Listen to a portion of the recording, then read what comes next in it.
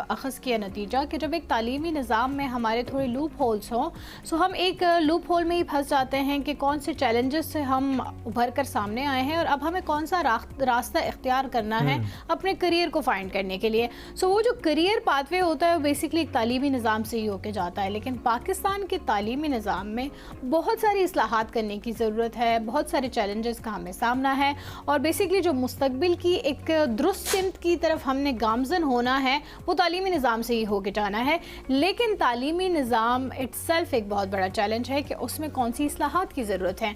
आज हम एक बहुत ही तजुर्बाकार तालीमी मुंतज़िम है, एजुकेशन लीडर हैं, उनसे बात करना चाहेंगे और उनसे स्कूल एडमिनिस्ट्रेशन, तालीमी क़यादत, इदारा जाती तरक्की और मल्टी साल से 15 कैंपस मैनेजमेंट का जायद का जो उनका तजुर्बा है उनके तजुर्बे से हम ये जानना चाहेंगे कि हमारे पाकिस्तान के तालीमी निज़ाम में कौन कौन से ऐसे लूप होल्स हैं जिन पर काम करने की ज़रूरत है ताकि हम अपने फ्यूचर को एक बेहतर जो है वो बच्चे दे सकें, बेहतर नौजवान दे सके, बेहतर तालीम दे सके ताकि वही जो हम पहले बात कर रहे थे उसी का ये तसलसल है। ठीक है, हमारे साथ मौजूद हैं एजुकेशन लीडर हैं शाहिद इकबाल साहब। अस्सलाम वालेकुम शाहिद। जी वालेकुम अस्सलाम। Thank you for joining us in the studio. Thank you so much G M news का, आप लोगों का कि आपने यहाँ पे एक बड़े अच्छे टॉपिक पे बात करने के लिए बुलाया। आप आए, आपका बहुत शुक्रिया। मुझे सबसे पहले तो ये बताइएगा कि ये ब्रिटिश स्कूल ऑफ ऑक्सफोर्ड जो है वो आप इस वक्त उसको देख रहे हैं, ज़रा उसके हवाले से हमें थोड़ा बहुत अपडेट कीजिएगा कि आप लोग किस तालीमी निज़ाम के ऊपर काम कर रहे हैं। जी ब्रिटिश स्कूल ऑफ ऑक्सफोर्ड में मैं एज ए रीजनल एडमिनिस्ट्रेटर काम कर रहा हूँ और ब्रिटिश स्कूल ऑफ ऑक्सफोर्ड के जो CEO हैं डॉक्टर जाहिद इकबाल हैं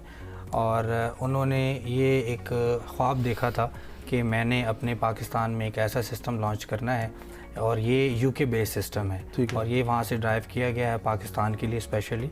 और इसके अंदर यानी कि अभी जो हमने स्टार्टअप किया हुआ है वो प्राइमरी है, क्योंकि हम ये समझते हैं और हमारे CEO साहब ये समझते हैं, पूरी टीम ये समझती है कि जब तक बुनियादें बेसिक्स जो हैं बच्चों की वो मजबूत नहीं होंगी, बिल्कुल सही बात तो आगे जाके बच्चों को कॉलेज। तो क्या डिफरेंट क्या है नॉर्मल पाकिस्तान के एक स्कूल सिस्टम से, और जो आप लोगों का विजन भी था कि आपके मुताबिक एज ए स्पीकर भी अगर आपसे पूछा जाए कि एजुकेशन प्राइमरी होनी कैसी चाहिए तो वो क्या है? अब हमारा इसमें देखें ना विजन भी यही है, educating to make a difference. वो तालीम ही नहीं है जो आपके अंदर बदलाव ना ला सके, कुछ चीज़ आपको सिखा ना सके, आपके एक्शन से सारी चीज़ें इम्प्लीमेंट होनी चाहिए। तो हमारे सिस्टम में जो सबसे खूबसूरत चीज़ है वो ये चीज़ है कि हम ये चाहते हैं और करते भी हैं कि हमारे एक बच्चे के अंदर वो एजुकेशन नज़र आती है इम्प्लीमेंट सूरत के अंदर। हमारे जो स्टाफ मेंबर्स हैं, फैकल्टी है सारी, उनके अंदर ये नज़र आती है कि एजुकेशन वाकई वो एजुकेशन लर्न कर रहे हैं। और हम अपने यानी एक ये अलमिया भी है हमारा, ये हमारा मिशन भी है कि जो भी लेटेस्ट चीज़ आती है पाकिस्तान के अंदर आती है तो वो हम उसको अडॉप्ट करते हैं ताकि वो उसका हिस्सा बन जाए। तो आप कैसे अपने स्कूलिंग को, अपनी जो एजुकेशन सिस्टम आप लोगों ने मुतारिफ़ कराया उसको कैसे आप इंटरनेशनल मयार के मुताबिक देखते हैं? देखिए इंशाल्लाह ये तो जो भी चीज़ स्टार्ट करता है उसके अंदर उसका विजन होता है कि मैंने इस तरफ जाना चाहिए। मैं इसी चीज़ को एक चीज़ के साथ लिंक करूँगा कि हमारी इस टाइम जितनी भी लेटेस्ट चीज़ें हैं, स्टीम, रोबोटिक्स और वेबसाइट के ऊपर भी सारी चीज़ें अगर कोई देखना चाहे तो वहाँ पे सारी चीज़ें मेंशन है। और हमने इसी चीज़ को तालीमी नीड को देखते हुए, एजुकेशन देखते हुए अभी हम रिसेंटली इंशाल्लाह ये वर्चुअल स्कूल भी लॉन्च कर रहे हैं कि जिस तरीके से भी जो हमारी रूटीन स्टार्ट हो चुकी है वेकेशंस की और इस तरह की बच्चों को छुट्टियां मिल जाती हैं या कोई भी प्रॉब्लम आ जाती है, कोई डिजीज़ आ जाती है, उस सारी चीज़ों को मद्देनज़र रखते हुए हमने BSO इंटरनेशनल वर्चुअल स्कूल का भी जो है ना वो क़याम कर लिया है कि इन फ्यूचर में विद इन अ मंथ। ठीक है, हम लोग देखते हैं शायद साहब कि सरकारी निज़ाम तालीम और प्राइवेट में बहुत फ़र्क है, जो कि ओवरऑल वर्ल्ड वाइड भी ये फ़र्क महसूस किया जाता है कि सरकारी सिस्टम और प्राइवेट में फ़र्क होता है, लेकिन इसको कम तो कर सकते हैं ना हम? जी बिल्कुल। वो कम करने के लिए आई एम श्योर आप लोगों का स्कूल तो एक प्राइवेट बिजनेस भी आप लोग रन कर रहे हैं, वो आप लोगों का फोकस है, उसमें आप लोग कामयाब हों, लेकिन आप लोगों की तरफ से तजवीज़ क्या होगी हुकूमत को कि क्या सिस्टम बनाना चाहिए गवर्नमेंट स्कूल का कि वो बच्चों की जो मजबूत बुनियादों की आप बात कर रहे हैं वो सबका हक है, वो हक कैसे उन तक पहुँचाया जा सकता है? किन किन चीज़ों को अडॉप्ट आप लोगों ने किया है जो आम स्कूलों में नहीं है, एटलीस्ट उधर से स्टार्ट लेने की ज़रूरत है, स्कूल्स के अंदर होनी चाहिए? देखिए बड़ी प्यारी बात की है। देखिए इस मुल्क के हर बच्चे का ये बुनियादी हक है, बच्ची का कि वो एक तालीम हासिल कर सके और ये मयारी तालीम हासिल कर सके। और ये चीज़ ऐसी है कि गवर्नमेंट लेवल पे ये हुकूमत का काम होता है कि वो हर डोर स्टेप पे जाके जो एजुकेशन जो है ना वो इंश्योर करे कि तमाम बच्चों को मिल रही है, और इसमें हमारे पेरेंट्स का भी बड़ा इंपॉर्टेंट रोल होना चाहिए। हम ये नहीं चाहते, कहते जी वसाइल नहीं है या वट एवर, कोई भी हमारे इश्यूज़ आते हैं, हमारे पास नज़दीक स्कूल नहीं है, नज़दीक स्कूल के लिए वो अपील तो करें, कहीं पे अपने किसी सियासी अप्रोच पे जाएं या अपने किसी नेबर पे चले जाएं या किसी स्कूल वाले से बात कर लें।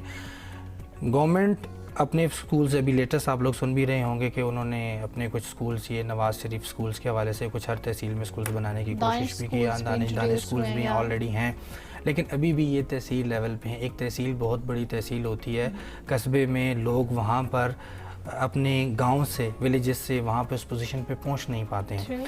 तो मैं बेहतर बनाने के लिए सजेशन ये करूँगा कि जो भी तालीमी निज़ाम हो, चाहे वो गवर्नमेंट लेवल पे हो चाहे वो प्राइवेट सेक्टर में हो, उसका जो फॉलो अप है वो होना बहुत ज़रूरी है, चेक एंड बैलेंस होना बहुत ज़रूरी है। और इस काम को आपने बात की ना कि ये बिज़नेस भी है, प्राइवेट लोग उसको बड़े अच्छे तरीके से लेके भी चल रहे हैं और देख के भी चल रहे हैं, लेकिन जो इस काम को एज ए मिशन लेके चलता है कि मैंने अपने बिज़नेस तो लेना है लेकिन मैंने अपने बच्चों को इस पोजीशन पे पहुंचाना है, एजुकेट करना है, तो इंशाल्लाह आप देखिएगा उस पैशन से जो है ना वो हमारे बच्चे काफ़ी आगे जा सकते हैं। ठीक, अच्छा मुझे ये बताएं, जो हमारे प्राइवेट स्कूलों के बारे में हम सिर्फ हमारा ख्याल नहीं है, किसी हद तक ये बहुत रियलिटी भी है कि सरकार जो प्राइवेट स्कूल्स हैं वो बच्चों की तालीम से ज़्यादा अपनी बेसिकली एक फाइनेंशियल बेनिफिशियल के लिए वो स्कूल्स चलाते हैं और अपना फ़ायदा देखते हैं। उसको किस नज़र से देखते हैं? बहुत सारे ऐसे प्राइवेट स्कूल्स खोले गए हैं जो घरों की हद तक खोले गए हैं, ठीक है, और वहाँ बस बच्चों से सिर्फ पैसे लिए जाते हैं, स्टेशनरी भी वो खुद प्रोवाइड करते हैं, पेंसिल पेन्स भी वो खुद करते हैं, यूनिफॉर्म भी खुद करते हैं, सिर्फ और सिर्फ इसलिए ताकि वो एक जो उनका जो आमदनी का ज़रिया है बस उसको मुस्तकिल बनाया जा सके। जी जी, बहुत अच्छा क्वेश्चन है। हमेशा काफ़ी अक्सर बात भी होती है और सोशल मीडिया पे प्राइवेट प्राइवेट स्कूल्स की होती हैं।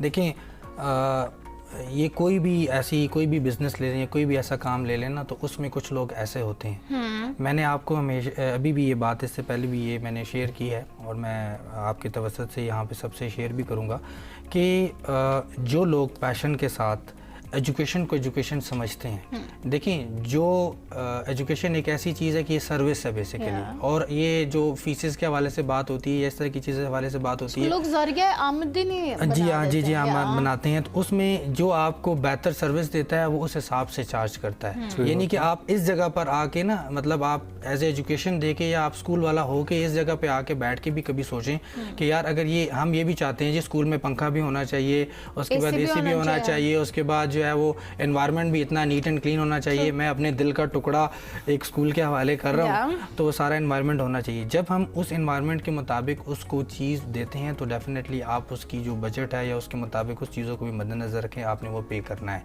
लेकिन ये आप ज़रूर देख लें, एज ए पेरेंट आप उसको देख लें, आप उसको टेस्ट फेड में भी डाल के देख सकते हैं, एक 6 मंथ के टाइम पीरियड पे भी देख सकते हैं कि जी मैंने उसको डाला है, मेरा क्या फॉलो अप है, बात फिर फॉलो अप पे आएगी। पेरेंट का काम भी है कि वो फॉलो अप जरूर लेता रहे, देखता रहे कि वो लोग क्या करवा रहे हैं, क्या को ये समझना चाहिए कि हम बच्चे को जो पढ़ा रहे हैं तो एक दफ़ा खुद पढ़ रहे हैं, ये वाली बात तो बिल्कुल सही बात है। के साथ साथ अगर एक बच्चे की शेप अप होने की हम बात करें, उसके ग्रोथ की बात करें, उसमें कॉन्फिडेंस किस हद तक आता है एक तालीमी निज़ाम से, उसके बारे में आप क्या कहेंगे? सिर्फ अगर एक बच्चा पढ़ाई में अच्छा है लेकिन उसका कॉन्फिडेंस लेवल स्ट्रीट स्मार्टनेस नहीं है उसके अंदर, तो ये ऐसे बहुत सारे बच्चों के अंदर ये प्रॉब्लम होती है जिनको हम ग्रेड से जज कर रहे होते हैं लेकिन ओवरऑल उनकी परफॉर्मेंस बहुत लैग करती है। What do you have to say about that? क्योंकि बहुत सारे बच्चे आजकल इस चीज के शिकार हैं। मैं हमेशा ये बात करता हूँ, इससे पहले जितने भी मतलब हमारे माइंड में भी था, इवन के पेरेंट्स के माइंड में भी है जी आपने बोर्ड टॉप करना है, आपने 90 स्कोरिंग करनी है, ये कॉन्सेप्ट छोड़ दें। बिल्कुल, आप अगर देख लें कितने ऐसे गोल्ड मेडलिस्ट हैं, शायद मुझे तो नहीं याद कि कौन है कि किसी मकाम पे, किसी जगह पे, किसी पोजीशन पे वो पहुंचा हो, लेकिन आप किसी को भी देख लें, मीडियोकर लोग हैं, अच्छे बिजनेसमैन बने हुए हैं, अच्छे एजुकेशनिस्ट हैं, ड्रॉप आउट हैं, school universities drop out, not here only, वहां पे देख the presidents of the nations they are drop outs. बिल्कुल, तो आप सिर्फ इस चीज से दिखा लें कि उनका क्या था, कॉन्फिडेंस था, स्किल्ड थे। हम चाहते भी यही हैं, हमारा निज़ाम भी ऐसा होना चाहिए गवर्नमेंट लेवल पे, प्राइवेट लेवल पे, कि स्किल्ड बेस्ड एजुकेशन जो है वो होनी चाहिए। ठीक, उसके लिए हमारे पास असातिज़ा भी ऐसे होने चाहिए। जी बिल्कुल। असातिज़ा की तरबियत के हवाले से जो प्रोग्राम्स हैं उनमें आप क्या समझते हैं कि अब ज़रूरत वक्त के मुताबिक AI लर्निंग, ठीक है, और ये सब चीज़ें, कम्युनिकेशन स्किल्स, बच्चों को हैंडलिंग का रवैया, फिर करियर काउंसलिंग में बच्चों के अंदर वो इंटरकेट करना कि ये बच्चा कहाँ तक जा सकता है, ये सब चीज़ें असातिज़ा की ट्रेनिंग में शामिल होनी चाहिए। जी, होनी और चाहिए। मेरा ख्याल है कि अभी नहीं है। बिल्कुल नहीं है। आजकल वैसे असातिज़ा की आपको क्या लगता है कि जो भी असातिज़ा बनते हैं उन सबकी ट्रेनिंग्स होती भी हैं कि नहीं? नहीं होती। या अगर ऑनेस्टली देखा जाए तो नहीं होती। सबसे मेन अलमिया तो यही है। हाँ। मैं देखें जो डिलीवर करने वाले लोग हैं, अगर उनके अंदर, मैं सबकी बात नहीं कर रहा, शहरों के लेवल पे, शहरों की हद तक जहाँ पे ये फैसिलिटीज़ अवेलेबल है, एजुकेशन सेंटर्स ऐसे मौजूद हैं जहाँ पे उनको फैसिलिटी ये प्रोवाइड है कि वो ले सकते हैं। इसमें दो चीज़ें हैं। एक तो ये चीज़ ये होनी चाहिए कि गवर्नमेंट लेवल पे ऐसे एजुकेशन एक्सपोज, फ्री कॉन्फ्रेंसेस और ऐसी ट्रेनिंग्स होनी चाहिए जिसमें पब्लिक और यानी प्राइवेट सेक्टर दोनों उसका हिस्सा बने और लोग उससे एजुकेट हों। ठीक है, ये होना चाहिए और ये हर तहसील लेवल तक होना चाहिए। देखें ऑलरेडी डिस्ट्रिक्ट लेवल पे, तहसील लेवल पे गवर्नमेंट्स के अपने स्कूल्स और उनके जो रिप्रेजेंटेटिव्स हैं वो लोग मौजूद हैं।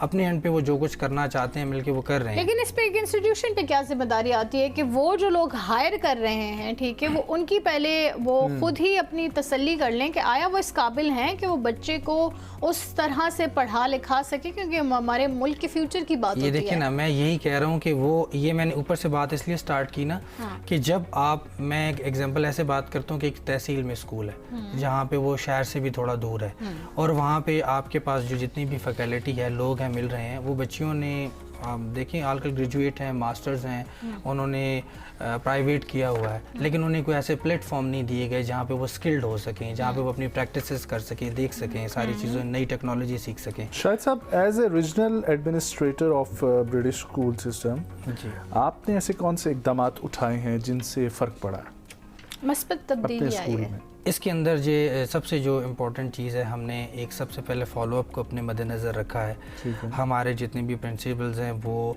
सिर्फ सीट्स पे नहीं बैठते, क्लासरूम में जाके बैठ के उनकी लाइव उन चीज़ों को देख रहे होते हैं कि एक टीचर है वो अपने स्टूडेंट्स को कैसे ब्रीफ कर रहा है। दूसरी ये चीज़ है कि हम अपने बच्चे के अंदर स्किल्ड लर्निंग जो है ना वो ज़्यादा, हम कहते हैं कि नंबर्स अगर वो ना भी ले तो कोई बात नहीं, उसके अंदर कॉन्फिडेंस, वो स्किल बेस्ड लर्निंग करे ताकि वो कल किसी कॉलेज लेवल पे किसी जगह पे पोजीशन पे पहुंचे तो ये ना कहे कि ये मेरे लिए कोई एक नई चीज़ आ गई, वो कहेगा कि मैं इससे गो थ्रू हो चुका हूँ। अच्छा, मुझे ये बताएं, जहाँ हम इंटरनेशनल मयार की बात कर रहे हैं शाहिद साहब, ज़ाहिर है हम अपने बच्चे को चाहेंगे कि वो इंग्लिश में भी फ्लुएंट हो, उसको बाहर जो है वो एक उस तरह का सिटीज़न देखा जाए, लेकिन क्या हम उसको दीन और दुनिया दोनों के लिए तैयार कर सकते हैं या कर रहे हैं? देखिए एजुकेशन सेंटर्स जितने भी हैं, चाहे वो प्राइवेट हैं, पब्लिक हैं, सबसे पहला काम तो हमारा दीन से रिलेवेंट है कि हम अपने अल्लाह को पहचानें। एजुकेशन है ही ऐसे कि वो आपको इस्लाम के बारे में, दीन के बारे में पहले बताती है। आप उर्दू इस्लामियात या कोई भी चैप्टर ले लें, उसका पहला चैप्टर ही हमारा इसी बेस के ऊपर होता है और ऑलरेडी अल्हम्दुलिल्लाह इस पे तो काफ़ी सारी चीज़ें हो भी चुकी हैं।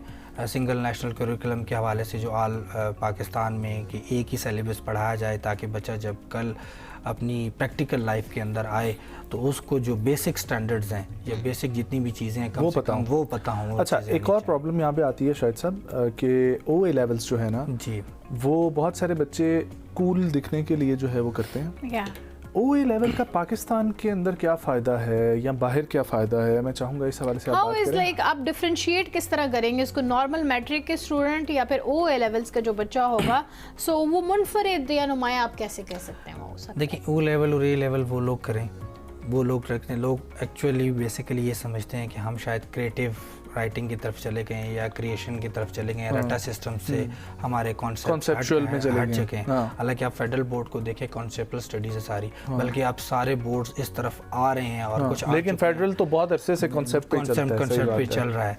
तो अगर किसी ने अब्रॉड नहीं जाना, किसी का देखें हर बंदा अब्रॉड जा भी नहीं सकता और अपने मुल्क के लिए काम भी करना चाहिए, तो अगर वो इसके अंदर हैं तो वो अपने इस मेट्रिकुलेशन सिस्टम्स हैं, जो बोर्डिंग सिस्टम्स हैं, वो इससे इस्तेफादा हासिल करें, इसमें जाएं, क्योंकि उन्होंने इस मुल्क में रहना है, उसी तरतीब के साथ उन्हें चलना चाहिए। ठीक है। और जहाँ तक दीनी तालीम की बात हो रही थी, तो आप लोगों का ब्रिटिश स्कूल है, लेकिन आप लोग ने उसमें जो हमारा इस चीज़ को प्रॉपर इंश्योर इसमें किया। सब्जेक्ट लगा हुआ है हमारा, यानी कि इस्लामियात एक अलहदा मतलब पढ़ाते हैं, हर स्कूल पढ़ाता है, लेकिन कुरान का यानी कि हमारी अरबिक की अपनी एक बुक लगी हुई और ग्रेड 1 से ऑनवर्ड तमाम क्लासेस में लगी हुई है। Okay, that's nice. हाँ, क्योंकि बच्चों को जैसे हम उनको दुनिया के लिए तैयार कर रहे हैं तो हमें उनको दीनी लिहाज से भी तैयार करना चाहिए। वैसे वालिदैन के लिए क्या पैगाम देना चाहेंगी जो वालिदैन अपने बच्चों को इनरोल कराना चाहते हैं नए स्कूल में, उनको किन किन चीज़ का बेसिक ख्याल रखना चाहिए? एक स्कूल में क्या चीज़ें हैं जो हमें देखनी चाहिए कि हाँ आया ये हमारे बच्चे के लिए बेहतरीन जगह हो सकती है कि नहीं? ये वालिदैन की अपनी यानी कि बजट के मुताबिक भी चीज़ें हैं कि उन्होंने अपने मुख्तलिफ जितनी भी एजुकेशन सेक्टर्स हैं उसके हिसाब से उन्हें देखना है। और उसमें जो बेसिक चीज़ें ये हैं कि जो उनका इन्वायरमेंट है वो कैसा है, इनकी जो फैकल्टी है वो कितनी स्किल्ड है। उनसे जब डेफिनेटली जब आप एज ए पेरेंट वहाँ पे उनके पास जाते हैं, आप उनके हेडशिप से मिलते हैं, फैकल्टी से मिलते हैं, तो आपका अंदाज़ा हो जाता है कि उनके अपीयरेंस क्या है, वो डिलीवर क्या कर रहे हैं। या सबसे बड़ी चीज़ होती है उनकी हिस्ट्री। अगर जो कुछ ऑर्गेनाइजेशंस पहले से चल रही हैं आप उनकी हिस्ट्री देख लें। आपके पास आजकल सोशल मीडिया का दौर है, सारी चीज़ें डिस्प्ले पे पड़ी हैं, अवेलेबल पड़ी हुई हैं, जी पड़ी हुई हैं, आप उनको देख सकते हैं। तो इन चीज़ों को मद्देनज़र रखें। और पेरेंट्स से मेरी ये एक बड़ी रिक्वेस्ट भी है कि अपने बच्चे को आपने स्कूल भेज दिया तो आपकी ज़िम्मेदारी ख़त्म नहीं होगी। मैंने ख़ुद ये देखा है, अपने इस एक्सपीरियंस से मैं ये चीज़ बताना चाहूँगा कि देखें एक क्लास में 20 स्टूडेंट्स हैं और सारे ही फर्स्ट भी नहीं आते और कुछ देखें लास्ट वाला बच्चा भी होता है, लेकिन उसमें वही टीचर होता है, वही इन्वायरमेंट होता है, वही स्कूल होता है। मतलब सारी चीज़ें फॉर एग्जांपल अच्छी हो गई तो वो बच्चा पीछे कैसे रह गया। उसमें जो मैंने चीज़ कमी महसूस की है वो ये महसूस किया है कि पेरेंट का इंटरेक्शन आपके जो स्कूल के साथीज़ा हैं उनके साथ ज़्यादा अच्छा नहीं है। वो उसको फॉलो अप घर में, यानी कि आप उसे ये ना कराएं कि आपने को उसे होमवर्क कराना है। आपको जो स्कूल में जो काम करवाया गया है आप उसे सिर्फ फॉलो अप के तौर पे घर पे प्रैक्टिस करवा लें तो आपका बच्चा डेफिनेटली इम्प्रूव करेगा। हाँ, एटलीस्ट रिलेटेबिलिटी उसको फील होगी, कनेक्टिविटी उसको फील होगी। बहुत बहुत शुक्रिया शाहिद इकबाल साहब आपके वक्त के लिए और आपका आने के लिए। और ख़वातीनो हज़रात, सबसे पहली बात तो यही है कि बच्चे की बुनियाद बनाना बहुत ज़रूरी होती है और बच्चे की बुनियाद तभी बनेगी जब आप उस पर तवज्जो देंगे। और तवज्जो देने के लिए आपको ये महसूस करना है कि आपका दोबारा से जो है वो एक एजुकेशन का सिस्टम शुरू हो रहा है और आपने वो तालीम हासिल करनी है, ना कि आपके बच्चे ने हासिल करनी है। और उसको वही टाइम, वही वक़्त और वही वैल्यू देने की बहुत ज़्यादा ज़रूरत है। Once again thank you so much Shahid साहब फॉर ज्वाइनिंग अस।